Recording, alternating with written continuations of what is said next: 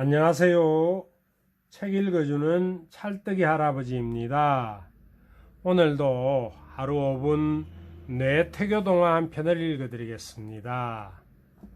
오늘 읽어드릴 이야기는 흰산의 마지막 여행이군요. 초원의 현자라 불리는 코끼리 흰산이 고향을 떠나던 날 호숫가에 수많은 동물들이 모여들었습니다. 먼저 도착한 사자와 표범은 호숫가를 어슬렁거리고 콧불소와 기린, 얼룩말과 치타가 한가롭게 물을 마십니다. 드넓은 초원 위로는 이른 아침부터 시작된 가젤과 누떼의 행렬이 끝없이 이어지고 있었습니다. 성스러운 의식이 거행되는 오늘 하루만큼은 그 누구도 서로를 해치지 않는 것이 초원의 오랜 약속입니다.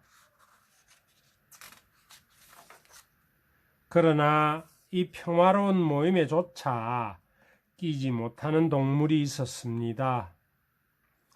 너무도 흉측한 나머지 초원의 모든 동물로부터 따돌림 당하는 하이에나 치치였죠. 치치는 늘 그렇듯 황량한 바위 언덕에 홀로 앉아 사나운 눈빛으로 초원을 내려다보고 있었습니다. 빨간 눈, 날카로운 뻐드렁니, 악마처럼 검은 코, 쳐다보기만 해도 소름 끼치는 얼굴입니다. 이제 성스러운 의식이 시작될 참입니다. 동물들은 길게 늘어서서 차례차례 코끼리 흰산에게 다가가 그 커다란 귀에 자신의 목소리를 들려주었습니다. 지상에서의 삶을 마치고 이제 코끼리의 별로 떠나는 흰산에게 이 행성에 대한 마지막 기억을 새겨주는 것입니다. 이것은 오래전부터 내려오는 초원의 전통입니다.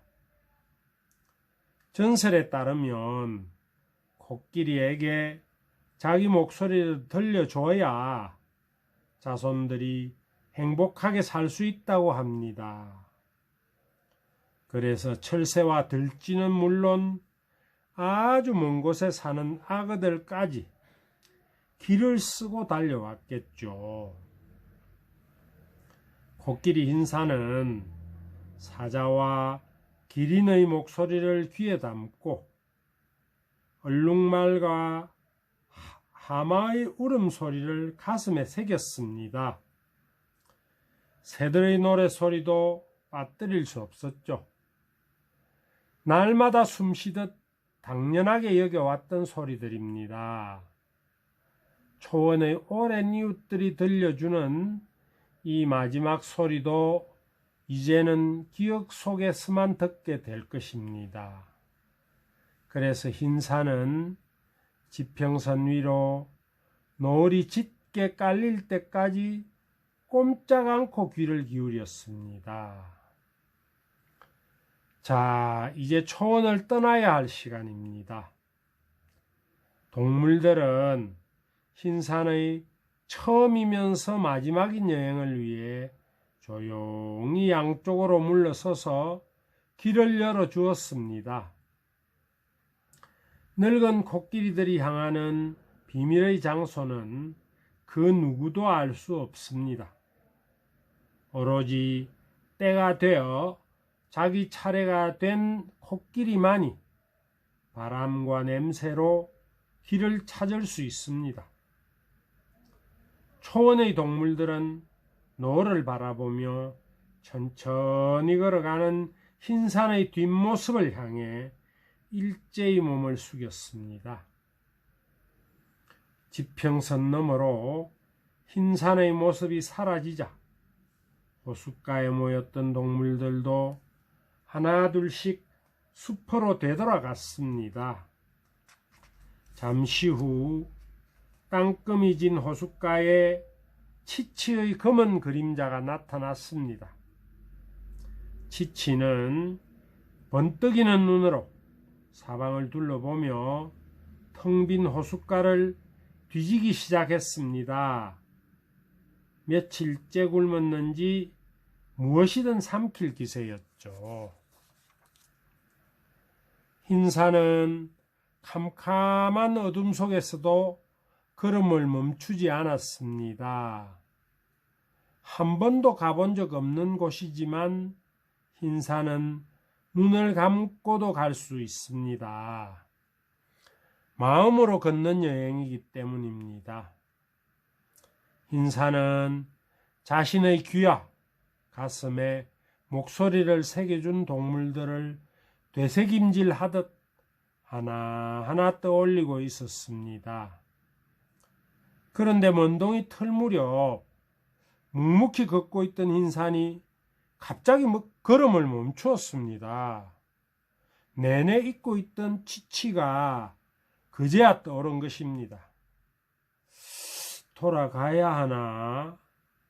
흰산은 지나온 길을 되돌아보며 잠시 망설였습니다.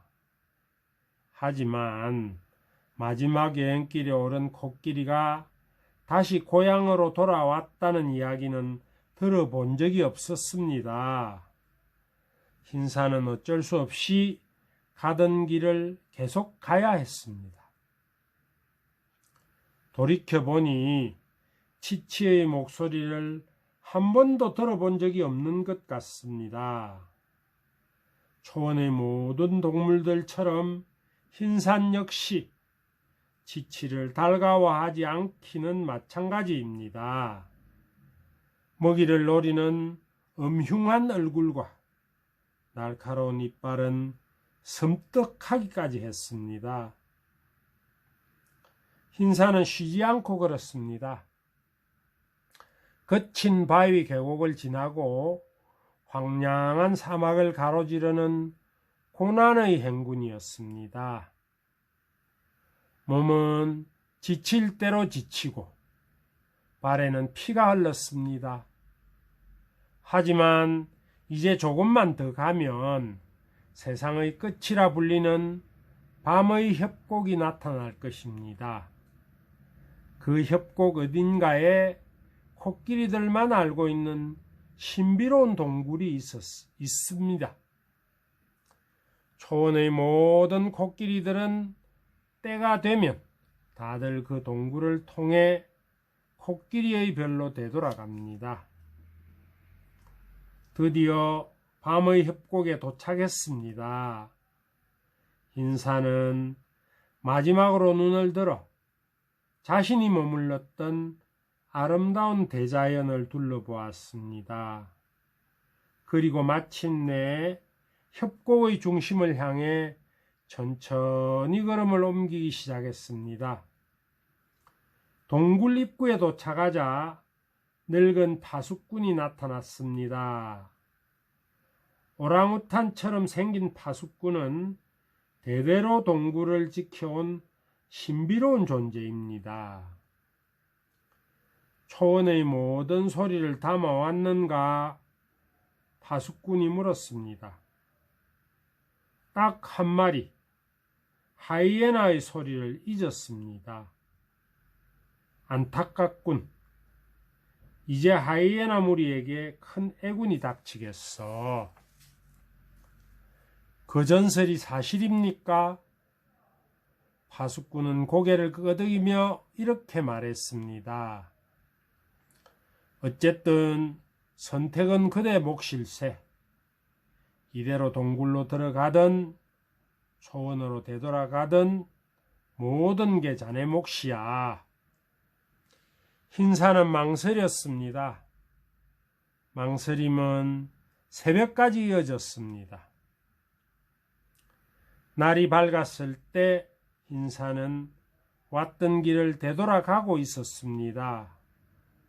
황량한 사막을 가로지르고 거친 바위 계곡을 지나야 하는 고난의 행군이었습니다. 몸은 지칠 대로 지치고 발에서는 또다시 피가 흘렀습니다. 땅거미가 내릴 즈음 어디선가 기분 나쁜 울음소리가 들려왔습니다. 고개를 들어 사방을 둘러보던 흰산의 눈에 거뭇한 형체가 들어왔습니다. 그것은 치치였습니다. 치치는 큰 나무가 있는 섭지에서 잠든 무리들을 지키고 있었습니다. 흰산은 치치가 있는 쪽으로 걸음을 옮겼습니다. 그리고 숲을 뒤에 숨어 치치의 목소리에 귀를 기울였습니다. 난생 처음 듣는 치치의 목소리는 소름 끼치도록 기괴했습니다. 그래도 흰산은 꾹 참고 들어야만 했습니다. 아가야, 오늘도 초원은 푸르렀단다. 이제 곧 태어나면 너도 아빠랑 저 푸른 초원을 달리겠지.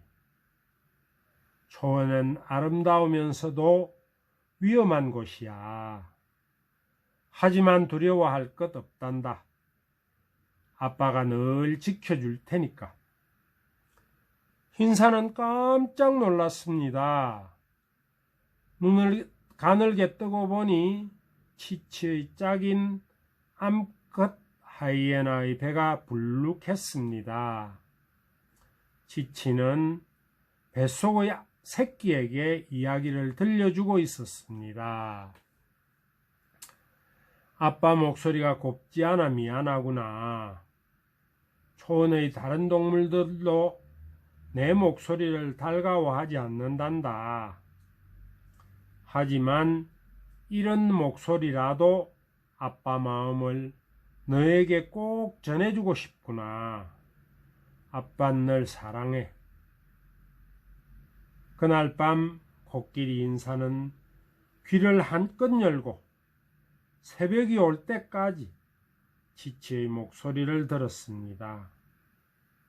듣기만 해도 엄산하고 오싹했던 그 소리가 어느새 자장가처럼 느껴졌습니다. 꼭 들어야 할 목소리를 놓치지 않은 게 천만다행이라는 생각도 들었습니다. 지금 흰산에게 치치의 목소리는 세상에서 가장 귀한 음성이었기 때문입니다. 밤하늘의 별도 운행을 멈추고 세차게 불던 바람도 잠잠해진 초원 위로 치치의 목소리가 하염없이 이어졌습니다. 마음을 열면 진심이 들려. 아가야, 너의 작은 귀로 세상의 모든 소리를 들어봐.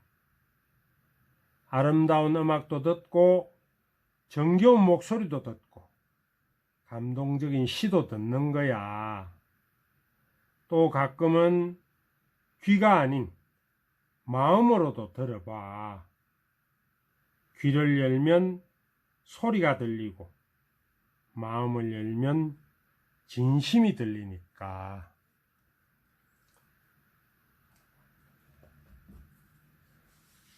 우리는 보통 눈으로 보는 것, 귀로 듣는 것만이 모두라고 생각하며 살아갑니다. 그러나 눈에 보이는 것, 귀에 들리는 것이 모두는 아닙니다. 비록 보기에 흉하고 듣기에 거친 소리라 하더라도 가슴으로 들으면 그 내용이 따뜻하고 온화한 것일 수도 있습니다. 우리의 마음을 좀 더 열고 사물의 진심에 가까이 다가가는 노력이 필요합니다. 오늘도 태교동화를 들어주셔서 고맙습니다.